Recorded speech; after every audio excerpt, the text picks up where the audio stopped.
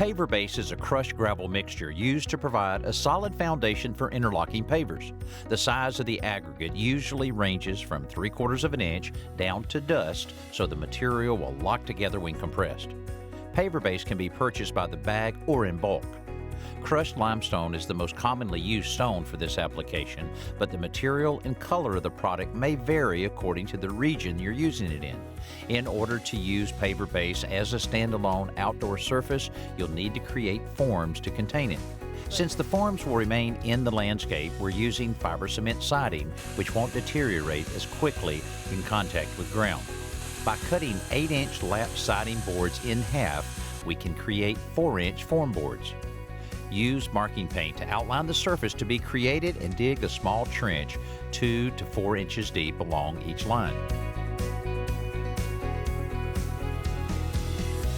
The form boards are inserted into these trenches and staked every few feet to hold them in place and keep them vertical.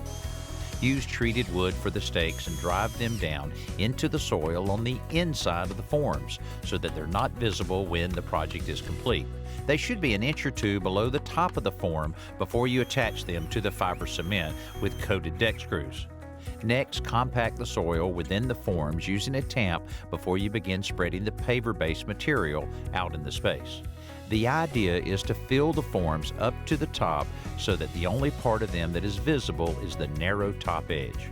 After you compact the base with the tamp, you may need to add more material to keep the surface at this level.